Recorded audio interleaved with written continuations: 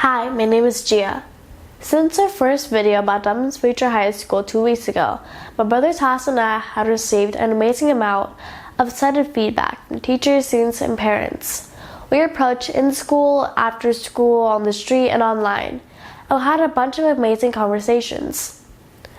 But what really surprised us was especially teachers, who said that we were overly careful about stating obvious problems with the architect's plan that was presented to the school district and public, especially since we're speaking about public funds and Dublin's future high school.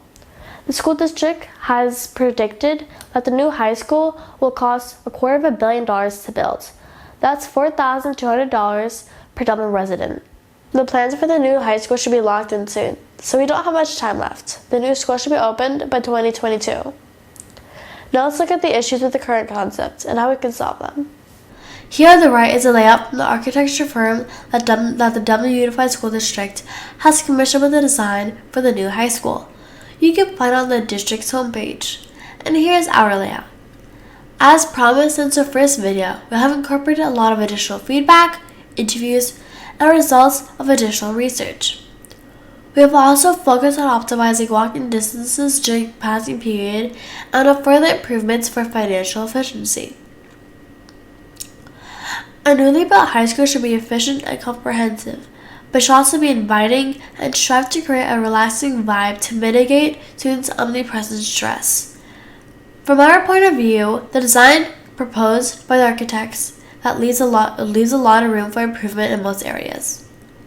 The school district actually did a survey to find out what was most important to future students of the school and the parents with regards to planning and layout. One of the major demands was entrance from all sides, especially the ones where the students would come from. This also came out again and again in our surveys and interviews. Yet the proposed layout by the architects has the school entrance here on Dublin Boulevard at the south side of school property, but not a single student that will visit the new high school lives south of it.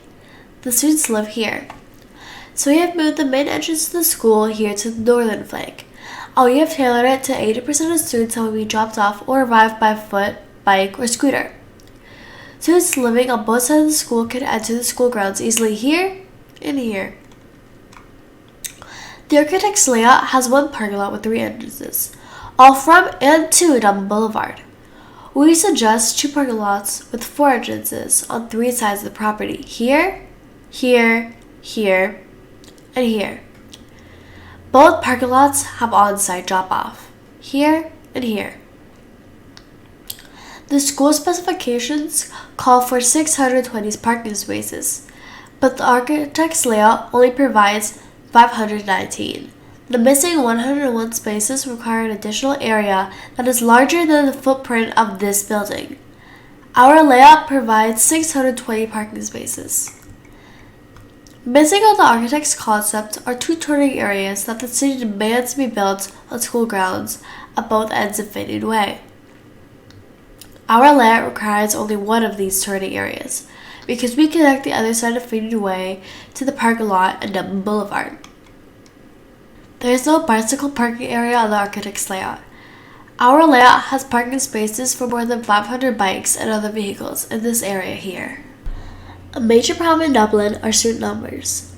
Dublin schools operate far beyond their planned capacity, and that has caused many residents to doubt the school district's claim that there will never be more than 2,500 students at the new high school. This has led to the widespread demand to prepare the new school for higher student numbers, which makes sense.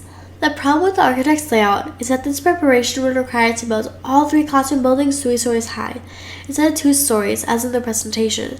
So to take classes, students would have to go up to 2 stories down and then up again.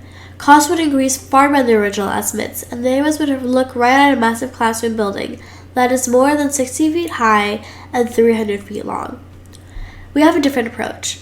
With 3 2-story classroom buildings in this concept, we have the student capacity of 2,500 students, which is what the district wants.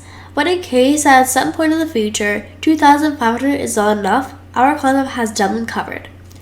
Here you have set aside space for 4th classroom building for up to 800 additional students on 2 stories, or even 1,200 additional students on 3 stories, if that should be necessary. The fourth building would only have to be built if the number of students goes beyond the projected 2,500. So with this concept, the option to prepare for this eventuality is free. We would have to start building or paying for 3-story buildings with all their disadvantages in 2019, only to be prepared for something that might happen in 10 years, or potentially never. Until then, we use the space for the optional 4th classroom building for 6 outdoor basketball courts. There are no basketball courts in the architect's layout. The architect's layout for the sports facilities is spread out over school grounds. The only parking available for events on the sports field is on the other side of school. At our concept, we've combined everything sports related here into the sports complex that is next to the loading parking lot that is ideal for visitors from outside of Dublin. We have worked on a concept to make it faster and easier for students to move between classes during passing period, a problem that was frequently mentioned by parents and students of Fallon at Dublin High. In addition to the optimized arrangement of the buildings, we're connecting the second floors of the buildings with bridges. This way, students can get off the second floor of any classroom building to the second floor of any other one without using any stairs. With the architect's concept, they would have to walk down to the ground floor, walk next to the buildings, and get up the stairs again. This is doable, but it costs time and creates more traffic on the stairs and entrances than our faster alternative with bridges. The projected cantilever bridges connecting the different classroom buildings are simple, safe, and cost-effective. Oh, and by the way, please don't judge your proficiency with Autodesk Revit too harshly. As we said in the first video, it was the first time that we touched Autodesk Revit 3 weeks ago. As you can see with their 3D models, they're just in their early stages. Another point that came up again and again in their interviews was the general lack of shaded seating area and green space in many schools for lunch, break, and free time, with regards to quantity as well as quality. This was especially pointed out in Dublin High School. The architect's concept provides very little outdoor seating and no green space except for the football field. In our concept, open-air seating is available, the outdoor area of the cafeteria that is integrated to the first floor of the Arts Center. It faces the school's large undulating green space that is visually seamlessly extended into Devaney Square Park. For this updated version of our concept, we do not even touch Devaney Square, eliminating the potential for permanent delays while maintaining the visual and practical benefits of having Devaney Square and the school's green space adjacent to each other. The architect's layout surrounds Devaney Square Park with tennis courts that is fenced in 11 to 16 feet high. The second floor of the cafeteria serves as a hub between buildings and provides a shaded terrace that can be used for outdoor seating, eating, studying, and collaboration. Outdoor seating is available in the covered amphitheater that we had introduced in an earlier video. It provides students with an open-air seating in a relaxed setting and serves as a very cost-effective venue for lectures, presentations, musical or theatrical events, open-air movie screenings, and many other uses. It can become especially valuable. Since our surprise, many important people that we have talked to don't believe the school will actually get the proposed 850-place theater, much less a multi-level one with a lavish interior proposed by the architects. More shaded outdoor space is provided by the Monoptochos, another feature from the first video that we use to provide a more relaxed vibe, strengthen identity and character of the school, and ties to the surrounding neighborhoods with their Mediterranean-influenced architecture. The Monoptochos is a beautiful but inexpensive feature that can be constructed from mainly prefab elements. Many people have suggested solar panels on the roof and in the parking lot. We didn't specifically mention them in our first video because we thought that solar panels on the roof should be self-evident in a state that mandates solar panels on most new homes. Solar panels on the parking lot would be great too, and would help save additional CO2 by keeping the cars cooler and require less AC use. There are no solar panels on the architect's plan. The architect's layout places its long and tall classroom buildings directly in front of these townhouses.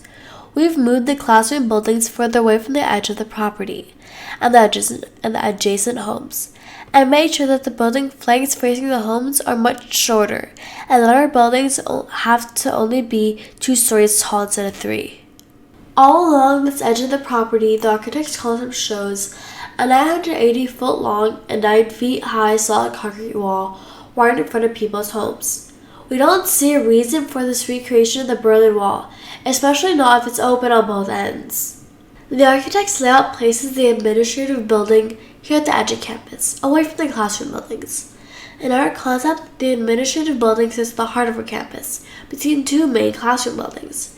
It faces the main entrance, while the rear of the building is adjacent to the Student Center, whose general design with the translucent roof elements we had described in our earlier video. Okay, so that's the current state of project for creating a better future high school for Dublin. We hope this triggers some interest in the actual planning of the school. Now here are the answers to a couple questions we've been asked frequently. Number 1, what type of feedback did you receive? Well, it depends on who you're talking about. We had sent an email to the architects. We sent them a link and a couple screenshots. And they replied with thank you and nothing else. They sent the exact same email to the president and the board and a couple members of the school board. And didn't reply at all. But here's the thing. Everyone else who heard of the project was very enthusiastic and needed help. Thank you very much, all of you. The second question is why we're actually designing the high school. Well, the answer is simple. We like architecture and design. And we want this is our high school. We want it to be better than the designs we've seen so far. We have absolutely no financial interest in this project. As far as we know, nobody that we know has anything to do with architecture or construction, and we know that certainly no one in your family does. Third question, who helped you design and program? Well, no one. Our parents support us, but they don't know how to use Autodesk programs that we use. And that's intentional. The projects we do on our own. Of course, any issues we run into, we'd have to search up the answer on a forum, but no one actually has done any designs for us. And last question, if you and Toss did the project together, why isn't Toss in the first video? Well, when we do a project together, we'll usually draw who's in front of the camera and who's behind it. And this time, I had to be in front of the camera. But if you really want to see him in action, you can look at our other videos. Or, well, you can just see him right now. Thank you for joining us.